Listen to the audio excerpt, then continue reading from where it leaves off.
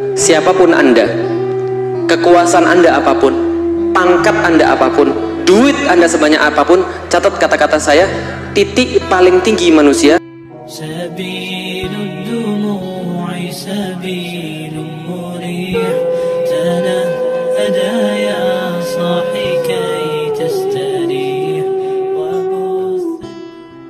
Bapak Ibu sekalian, kita ini di Indonesia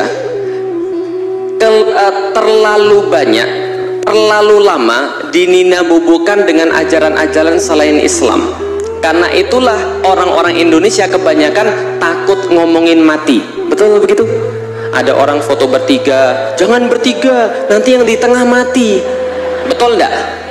Oh betul. Kalau foto bertiga nanti yang di tengah mati. Lah kenapa? Yang kiri yang mati, yang tengah yang mati, yang moto juga mati. Nah, Bapak sekalian, yang nggak moto juga mati juga.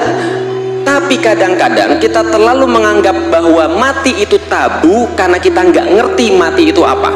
Dan kalau ada orang yang belum siap untuk mati, camkan kata-kata saya, ingat baik-baik kata-kata saya, mereka nggak akan hidup dengan baik. Orang bisa hidup dengan baik kalau dia tahu mati itu untuk apa. Kalau dia nggak berani mati, dia pasti nggak akan bisa hidup. Tapi kalau ada orang sudah berani mati, apalagi hidup. Bisa dipahami Ibu sekalian, living the afterlife, menghidupi hidup setelah mati. Lah kenapa? Rasulullah Shallallahu Alaihi Wasallam mengatakan kepada kita, zikrul maut, ingat-ingatlah mati. Karena sebaik-baik pengingat itu adalah mati. Lah kenapa teman-teman sekalian? Belajar daripada orang-orang terdahulu. Pas kita salat, Allahu Akbar, Bismillahirrahmanirrahim, Alhamdulillahi Rabbil Alamin, Ar-Rahmanirrahim, Maliki Yaumiddin, Iyyaka na'budu wa iyyaka nasta'in, Ihdinas siratal mustaqim, siratal ladzina an'amta 'alaihim ghairil maghdubi 'alaihim waladdallin.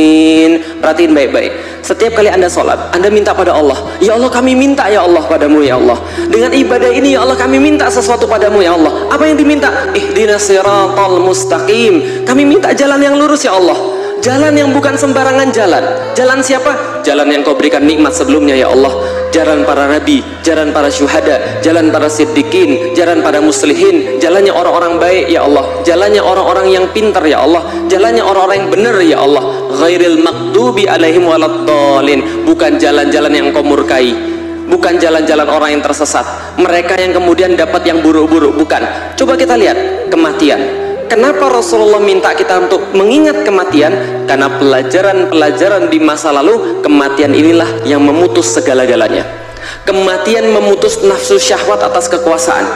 Kematian memutus nafsu syahwat atas harta. Kematian memutus orang-orang yang hasad. Kematian memutus orang-orang yang bermaksiat. Makanya Allah katakan dalam surat Al-Hakumut Takatsur, hatta zurtumul maqabir. Manusia-manusia yang lalai, mereka seolah-olah mulutnya nggak pernah ada batasnya, dibuka terhadap apapun juga. Dunia tidak bisa memuaskan mereka. Satu yang bisa memuaskan mereka, kalau kuburan itu tanahnya sudah masuk ke dalam mulut mereka, barulah mereka menyesal pada saat itu. Ini adalah kematian yang membuat putus asa orang-orang setangguh Fir'aun. Tahu Fir'aun Bapak Ibu sekalian? Tahu Fir'aun? Masya Allah, ini orang satu-satunya yang pernah tercatat yang mengatakan ana rabbukumul a'la. Apa? Kalian punya Tuhan? Kalian nyembah Tuhan? Aku Tuhan kalian yang paling tinggi. Jadi kalau Anda takut pada Allah, Anda harus lebih takut pada saya. Lah kenapa? Saya bisa mematikan kamu sekarang juga. Sombongnya Pak, sombongnya Bu, ini Fir'aun. Masya Allah. Jadi kalau zaman sekarang ada penguasa-penguasa yang sombong, itu harus malu pada Fir'aun. Lah kenapa? Kalau Fir'aun bisa hidup lagi, ketemu sama orang yang penguasa-penguasa sombong ini, dia bilang, bro, ngapain lu bro? Gue itu dulu berkuasa banyak sekali, gue tuh berkuasa sangat luas sekali, itu aja gue nyesel, lu baru mau mulai. Udah tobat saja. Fir'aun yang sangat sombong seperti itu. Tapi apa yang terjadi? Ketika di akhir-akhir masa, dia mau bersyahadat pada Allah, dia mau bertobat pada Allah. Ketika kemudian nyawanya sudah ditenggorokan, dia mau bertobat pada Allah. Ya Allah, nyesal, saya mau bertobat, saya mau beriman pada Tuhannya Musa. Sebelum keluar kalimat syahadat untuk mengakui Allah itu, Allah sedakkan kemudian pasir supaya dia nggak bisa ngomong. Putus asa. Korun yang paling banyak hartanya di dunia. Makanya harta zaman sekarang, harta karun, dari nama dia itu. Harta Qarun, andaikan dia bisa hidup lagi, bangkit dari kubur, dia bilang, bro, mau nyari apa bro? Duit, gua dulu udah banyak, itu pun gua nyesel sebelum mati. Lah kamu baru mau mulai, gua udah mau pulang, kamu baru mau pergi. Bisa difahami ibu sekalian? Lah orang itu yang paling banyak hartanya, ternyata hartanya nggak bisa menolong sama sekali. Ketika dia meninggal, nyesel dia, masya Allah. Harta, kekuasaan gak bisa menahan yang namanya mati. Mati ini kalau diingat banyak membuat orang tobat bagus sekalian, dan telah berlangsung dalam sejarah. Nggak usah jauh-jauh, nggak usah bilang Fir'aun, nggak usah bilang kemudian Qarun, nggak usah bilang orang-orang terdahulu. Yang masih kita ingat, datuk-datuk kita, kakek-kakek kita, pernah ada seseorang namanya Buya Hamka. Kenal Buya Hamka? Oh kenal di mana? Enggak. Tahu Buya Hamka? Tahu Buya Hamka? Masya Allah, ini orang ulama luar biasa. Saya baca buku beliau itu ketika saya masih non muslim. Judulnya Tenggelamnya Kapal Van der Wijk. Nah itu kisahnya tentang Zainuddin sama Hayati. Hayati sama Zainuddin, masya Allah. Saya masih ingat quotesnya beliau yang beliau tulis dalam bukunya ketika saya baca belum muslim. Quotesnya, cinta itu ada banyak pintu, dan pintu yang paling baik adalah dari rasa kasihan. Masya Allah. Ini beliau ini sangat ulama, sastrawan, orang soleh, tapi dibenci banyak orang. Salah satu yang membenci beliau, termasuk yang pernah jadi presiden di Indonesia, Soekarno, benci beliau. Beliau ditangkap, dipenjara beliau atas tuduhan apa? Tuduhannya nggak main-main, ngeri tuduhan terhadap beliau. Apa tuduhannya? Konspirasi pembunuhan terhadap presiden.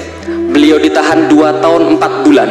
Ditahan kemudian oleh sahabatnya sendiri, Soekarno. Tapi apa terjadi? Menjelang kematian Bung Karno nulis wasiat, kalau saya mati tolong minta pada Buya Hamka untuk mensolati jenazah saya. Itu kemudian kematian yang membuat semuanya menjadi nyata, membuat semuanya menjadi lurus, membuat semuanya menjadi jelas. Buya Hamka tidak hanya kemudian dijadikan musuh oleh Bung Karno pada saat itu. Muhammad Yamin yang termasuk kemudian yang merumuskan dasar negara berbeda pendapat dengan Buya Hamka pada satu rapat, benci sekali dengan beliau, sampai keluar kata-kata daripada Buya Hamka. Apa kata Buya Hamka? Ternyata kebencian Muhammad Yamin kepada saya itu tidak hanya lihat daripada wajahnya, tapi juga sampai kepada hatinya. Benci sekali. Dalam tulisan-tulisannya menyerang Buya Hamka, dalam tulisan-tulisannya kemudian bagaimana caranya agar ide-ide Buya Hamka dikritik. Tapi menjelang kematiannya, lantas apa yang terjadi? Muhammad Yamin mengutus kemudian seseorang kepercayaannya, minta pada Hamka menemani saya sakratul maut. Maka kemudian Buya Hamka datang ke sana, mentalkin beliau la ilaha illallah. Kenapa? Karena Muhammad Yamin khawatir bahwa dia sama-sama orang Padang, dan atas perbuatan dia tidak diterima di kampung halamannya untuk dikubur. Lalu kemudian datanglah Buya Hamka membantu kemudian talkinnya. Mati itu kemudian menyadarkan semua orang-orang yang pernah kemudian tersesat. Mati menyadarkan setiap orang-orang yang sombong, orang-orang yang hasad. Cukuplah mati sebagai pengingat. Ini yang dibicarakan oleh Rasul kita Sallallahu Alaihi Wasallam tentang kematian, ibu sekalian. Nah, karena ini membahas tentang kematian, ini berguna sekali biar ibu-ibu semangat hidup. Saya tidak bahas kematian supaya ibu-ibu lalu kemudian ingat mati kemudian nggak mau hidup. Salah. Orang yang mengingat kematian itu justru lebih semangat hidup. Bisa difahami ibu sekalian. Nah kalau gitu kita bahas tentang kematian yang memutus seluruh angan-angan ini. Bapak ibu sekalian, Rasulullah Sallallahu Alaihi Wasallam ini pernah bersabda dalam salah satu hadis. Hadisnya pendek, namun sahabat-sahabat banyak sekali mengambil pelajaran daripada hadis ini. Apa hadisnya?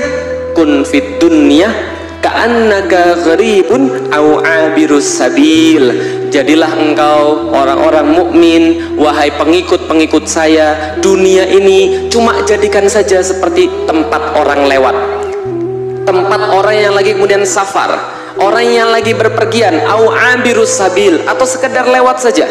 Pertanyaannya, contoh sekedar lewat, nyebrang jalan itu kan sekedar lewat, betul? Ada nggak orang mau nyebrang jalan di tengah-tengah? Ada orang nyebrang jalan di tengah-tengah? Nggak ada. Kalau nyebrang jalan di tengah-tengah gimana? Yang terjadi adalah ditabrak dia. Nah, kenapa? Karena dia tengah-tengah jalan. Ini kemudian hadisnya apa? Sudahlah, dunia nggak usah dipandang itu selama-lamanya. Kita di dunia cuma untuk kemudian sementara saja. Suatu waktu Umar bin Khattab datang masuk ke dalam kamarnya Rasul. Jadi kalau seandainya Anda melihat hadis ini, coba bandingkan dengan kamar dan rumah masing-masing. Rasulullah rumahnya, kamarnya dimasuki oleh Umar bin Khattab, kemudian beliau menangis Umar bin Khattab. Lah kenapa? Ya Allah, tidurnya Rasulullah begini, tidurnya utusan Allah kok begini. Bagaimana kasurnya Rasul? kasurnya Rasul itu pelepah-pelepah kurma ditumpuk-tumpuk. Kemudian di atasnya dialasi dengan kain. Beliau tidur di situ. Ketika Umar bin Khattab masuk, beliau sedang berbaring di atas pelepah kurma itu yang merupakan kasurnya, dan ketika bangun, itu punggung beliau itu bekas goresan-goresan dari bangunan pelepah kurma. Kemudian Umar menangis, ya Allah ya Rabb, ini utusan Allah tidurnya kayak begini, sementara Kisra, Raja Persia, tidurnya di tempat yang mewah, padahal dia tidak dijamin masuk surga. Rasul berkata, sudah, dunia ini cuma sementara saja, cuma waktu untuk ngumpulin sesuatu yang cukup untuk kita menghadap pada Allah Subhanahu wa taala. Kun fid dunya ka'annaka gharib au abirus sabil. Seandai-andai Anda ini seperti orang asing atau sekedar lewat. Ciri-ciri orang asing dan sekedar lewat, Bapak Ibu sekalian, ada beberapa. Pertama, mereka tidak senang dengan keadaan safarnya. Mereka paham bahwa pergi ini cuma sementara. Mereka tahu nanti akan balik lagi, dan semua yang mereka lihat pasti akan mereka tinggalkan. Betul begitu? Contoh, saya pernah ditanya begini, Ustadz, pergi kemana tempat yang paling bagus? Saya bilang, insya Allah semua tempat bagus kalau berdakwah. Yang paling berkesan, oh ada, ketika saya disuruh pergi ke daerah namanya Gayo Luwes. Ada yang tahu? Gayo Luwes? Oh, saya kasih tahu. Dari Aceh 14 jam, dari Medan 12 jam.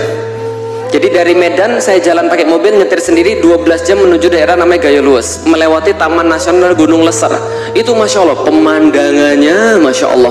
Sebelah kanan itu tebing tinggi, hijau royo-royo. Sebelah kiri itu jurang. Kadang-kadang jalannya putus, Masya Allah. Tapi pemandangannya luar biasa. Tapi walaupun saya merasa di situ sangat enak sekali, sangat bagus sekali, saya tahu, cuma sementara. Ini toh akan saya tinggalkan. Yang saya kepikiran dari awal adalah istri dan anak saya. Kenapa? Karena saya tahu keindahan yang ada di situ itu bukan keindahan yang hakiki.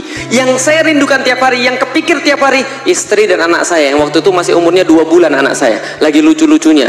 Nah, jadi anaknya aja lagi lucu-lucunya, apalagi ibunya. Jadi kita enggak. Orang yang safar itu tidak akan pernah betah dalam tempat safarnya.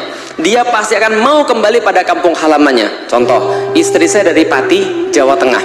Di kampungnya itu miskin luar biasa. Maka banyak orang merantau ke Jakarta untuk jadi tukang jahit biasanya di Pati itu, di daerah desa-desanya.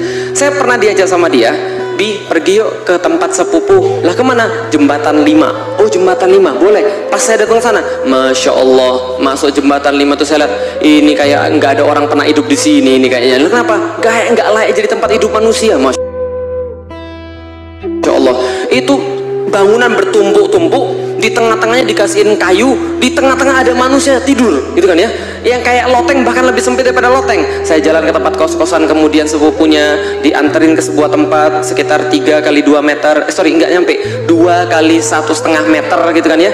Di situ cuma ada kasur lipat, lalu kemudian rice cooker sama baju-bajunya ditumpuk-tumpuk di situ. Pas saya datang sana, saya bilang, luar biasa, masih ada orang bisa hidup kayak begini ya. Nggak ada jendela, nggak ada apa-apa, nggak ada ventilasi. Lalu kemudian saya merasa pengen pergi ke WC. Saya tanya, ini pergi ke WC-nya kemana ya? Dia bilang, ada Ustadz di luar, kira-kira 150 meter dari sini, nanti ada WC umum, bilang aja nama saya, nanti boleh masuk. Nggak jadi, saya bilang gitu. Masya Allah. Tapi ternyata pas pulang kampung ke Pati, saya diajak pergi ke rumahnya dia. Saya kaget, rumahnya dia di kampung lebih bagus daripada rumah saya di Jakarta. Karena rumah saya di Jakarta masih ngontrak, ternyata dia sudah punya rumah di kampung yang mewah. Saya tanya, loh Kang, itu pas di Jakarta kos-kosannya begitu, kok di kampung rumahnya bagus begini? Dia bilang, ya kita kan ini cuma merantau.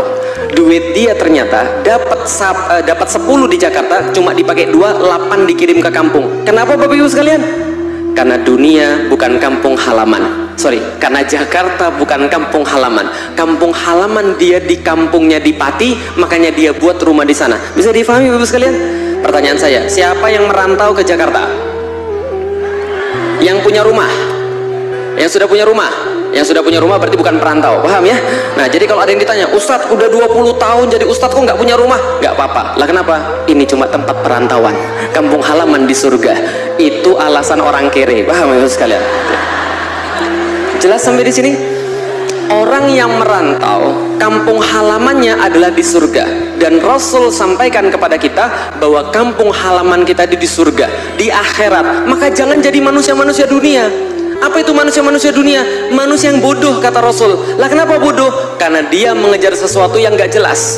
Dia ngejar sesuatu yang pasti rusak, dia ngejar sesuatu yang pasti akan hilang. Ngapain? Contoh, coba lihat nikmat dunia. Kalau ada orang masih ngejar nikmat dunia berlebihan, lalu kemudian melalaikan akhiratnya, kita nggak tahu lagi mau ngomong apa. Coba lihat, bapak ibu paling senang makan apa? Paling senang makan apa? Bakso. Oke, bakso. Apalagi bakso yang gratis. Gratisnya itu yang ibu senang, bukan baksonya gitu ya. Oke, ditraktir makan bakso gratis atau mangkok, nikmat? Nikmat, apalagi pas lapar. Mangkok kedua ditraktir lagi, nikmat? Enggak senikmat mangkok pertama. Mangkok ketiga berkurang lagi nikmatnya. Mangkok keempat berkurang lagi nikmatnya. Catat baik-baik, kalau Anda di dunia ini nyari nikmat dunia, Anda akan merasa bosan, Anda akan merasa stres. Lah kenapa? Setiap Anda nikmati nikmat itu, berkurang nikmatnya sampai habis. Kalau enggak Anda nikmati terus-menerus sampai berkurang, nikmat itu sudah pergi meninggalkan Anda. Bisa difahami Ibu sekalian? Yang jomblo angkat tangan, yang jomblo.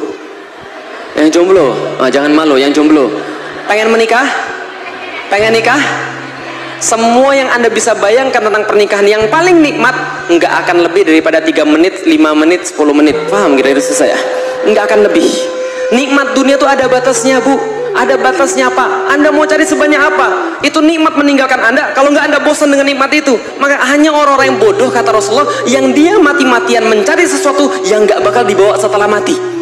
Bisa difahami Bapak sekalian? Kita ini makhluk-makhluk akhirat, Masya Allah. Maka kemudian disampaikan kepada kita, ini hadis yang lain, kun fit dunya ka'annaka gharibun au abiru sabil. Wahai orang-orang yang pintar, wahai orang-orang yang cerdas, coba sadari baik-baik, dunia itu di sisi kalian tidak lebih, kata Rasulullah, ad-dunya sijnul mu'minin. Dunia itu adalah merupakan sijen, merupakan penjara bagi orang-orang mukmin, dan surga bagi orang-orang kafir. Artinya adalah apa? Orang mukmin tidak bakal dia betah hidup di dunia. Orang mukmin keingetan terus kampung halamannya. Seberapapun enaknya di Amerika ketika saya dakwah di sana, seberapapun enaknya Hong Kong, Australia ketika saya dakwah di sana, seberapapun enaknya Eropa ketika saya dakwah di sana, saya paling rindu dengan rumah, Bapak Ibu sekalian. Lah kenapa? Itu kampung kita. Maka kata Rasulullah, ad-dunya sijnul mu'minin wa jannatul kafir. Sijnul mu'min wa jannatul kafir. Penjara bagi mukmin dan surga bagi kafir. Maksudnya gimana? Kita nggak boleh enak-enakan di dunia? Boleh, tapi jangan terlena. Anda jangan anggap ini semuanya. Suatu waktu pernah ada kisah seorang ulama namanya Ibnu Hajar Al-Asqalani. Kenal? Oh enggak, sudah bagus. Tahu, bagus. Namanya Ibnu Hajar Al-Asqalani. Beliau seorang hakim kepala di masa pemerintahan Islam pada saat itu. Beliau punya kereta kuda bagus, beliau punya pakaian bagus. Ketika kemudian beliau berjalan di sebuah tempat, tiba-tiba dihadang oleh seorang Yahudi yang lusuh bajunya, perawakannya kotor. Kemudian dia bilang, wahai Yahudi, sebentar, jangan pergi dulu. Saya punya pertanyaan pada Anda yang harus Anda jawab. Silahkan, apa pertanyaannya? Lalu Yahudi bilang, saya hafal hadis Rasul. Aneh ya, Yahudi zaman dulu hafal hadis Rasul. Muslim zaman sekarang yang dihafal hadisnya Yahudi. Paham Bapak Ibu sekalian? Yahudi zaman dulu, kami hafal hadisnya Rasul. Apa? Nih, hadis yang diomongkan. Ad-dunya sijnul mu'min wa jannatul kafir. Wahai imam, kata Muhammad Rasulmu, dunia seperti penjara bagi orang-orang mukmin dan seperti surga bagi orang-orang kafir. Tapi lihat dirimu, bajumu mewah, kereta kudamu mewah. Mana ini adalah sebuah penjara, sedangkan saya katanya kafir. Tapi ternyata ini baju saya lusuh, saya nggak punya kerjaan seperti Anda, makan pun saya nggak tahu makan dari mana. Imam Ibnu Hajar kemudian ketawa lalu bilang begini, wahai Yahudi, dengarkan baik-baik. Di dunia saya punya baju yang baik, saya punya kendaraan yang baik, saya punya rumah yang baik. Tapi bila dibandingkan dengan surga kampung halaman saya yang sudah Allah janjikan pada saya, ini sudah siksaan. Karena kebayang-bayangannya surga terus, ini siksaan. Kapan balik ke sana? Saya menunggu kapan balik. Karena itu sudah kemudian bayangannya surga. Bisa difahami Ibu sekalian? Tapi engkau wahai Yahudi, engkau sekarang bajumu lusuh, engkau sekarang kotor, engkau sekarang nggak punya apa-apa. Tapi ini sekarang dibandingkan neraka yang sudah menunggu kamu, ini sudah kayak surga. Nikmati saja. Mendengar itu langsung Yahudinya masuk Islam. Paham Ibu sekalian? Dunia itu adalah penjara bagi orang mukmin dan adalah surga bagi orang-orang yang kafir. Lah kenapa? Dunia nggak berharga Bapak Ibu sekalian. Dunia tuh nggak ada harganya. Suatu saat Abu Bakar As-Siddiq berkata, ya Allah, jadikanlah dunia di tangan kami, bukan di hati kami. Lah kenapa? Kalau dia sudah masuk hati, Bu, nggak mudah dikeluarkan. Ciri-cirinya apa? Kalau Anda kehilangan sesuatu soalan dunia, lalu Anda kemudian merasa marah sama Allah, berarti hati-hati, jangan-jangan dunia ini masih dalam hati Anda, bukan Allah di dalam hati Anda. Ada orang kehilangan anak, kemudian meronta-ronta, ya Allah, kenapa anak saya yang diambil ya Allah? Kenapa nggak anak orang lain saja? Saya sudah berusaha sholat, berusaha taat, berkerudung, berhijab, kenapa anak saya diambil oleh Allah? Sementara dia maksiat, dia itu kemudian orang yang jahat, kenapa anaknya sehat-sehat saja? Kalau dia masih merasa begitu, dunia sudah masuk dalam hatinya. Lah kenapa? Dunia sudah mempengaruhi dirinya, lebih dia sayang daripada Allah Subhanahu wa taala dan seluruh ketentuannya.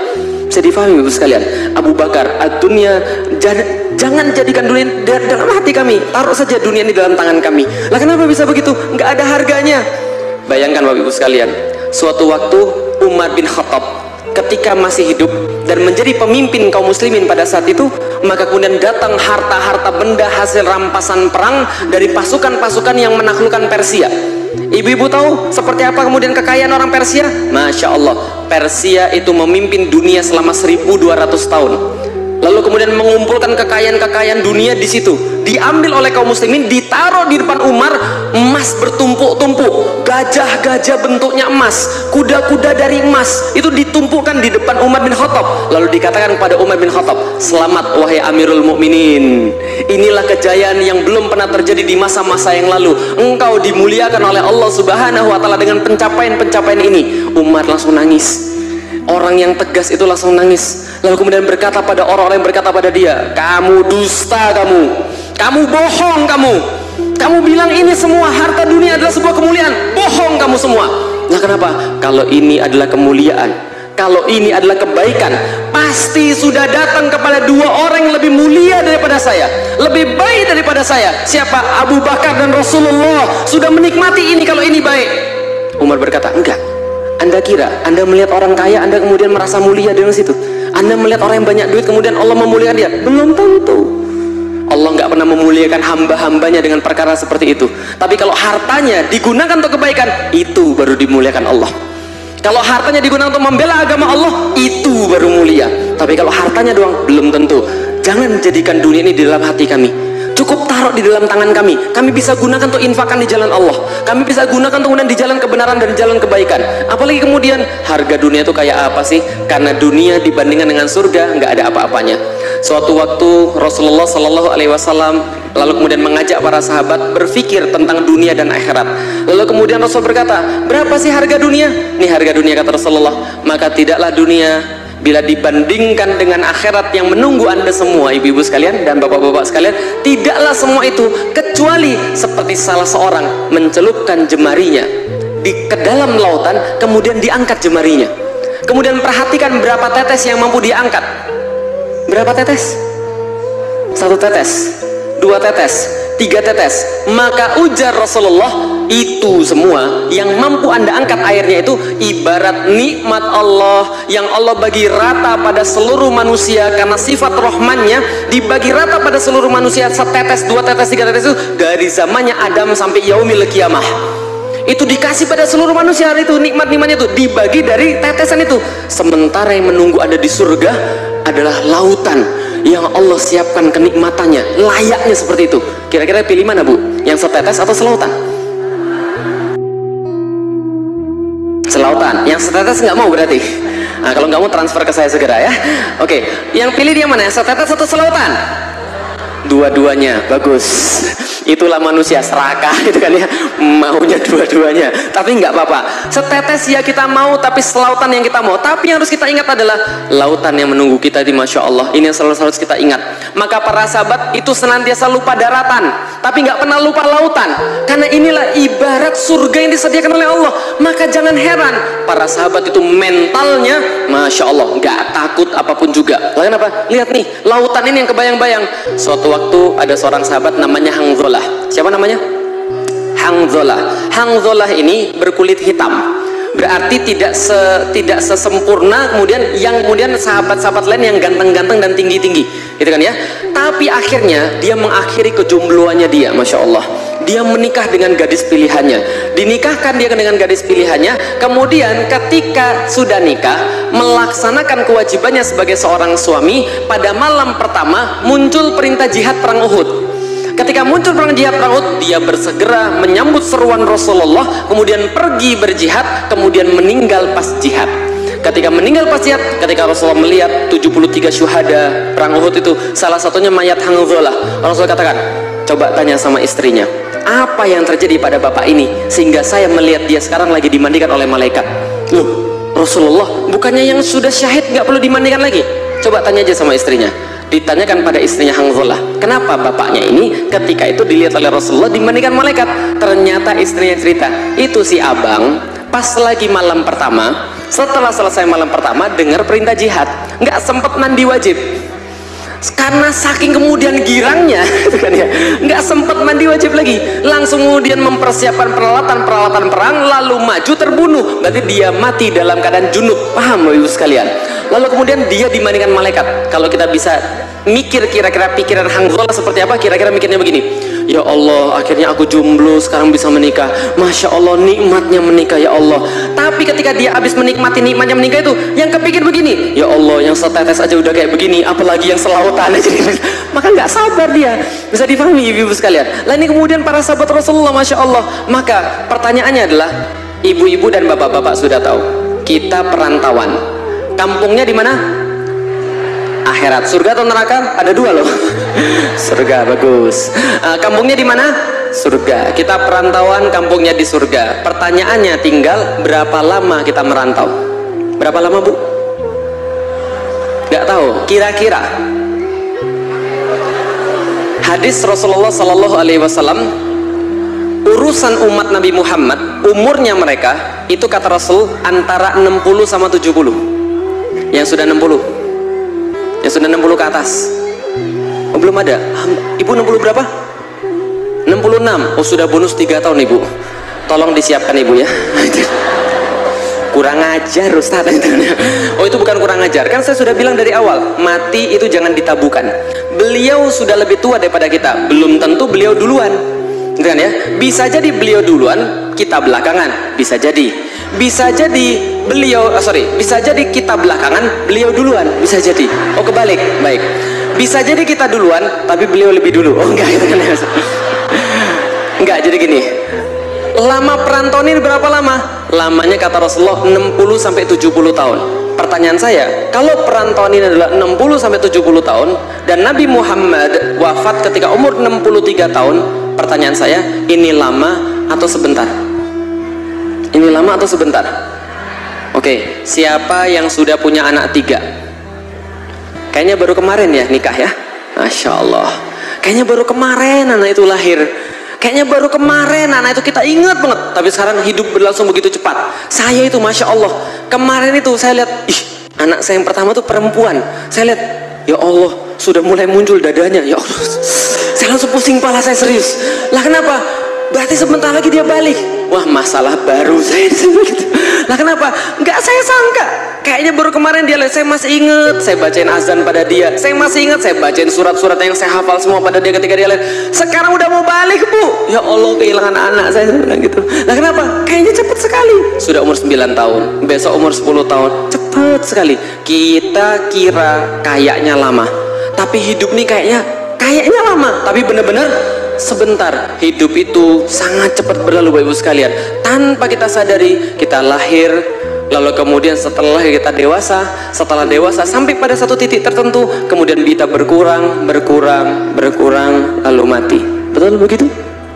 Coba lihat, siapapun Anda, kekuasaan Anda apapun, pangkat Anda apapun, duit Anda sebanyak apapun, catat kata-kata saya, titik paling tinggi manusia itu 40 tahun. Kenapa 40 tahun? Karena itulah yang menjadi waktu Rasulullah diangkat jadi Nabi.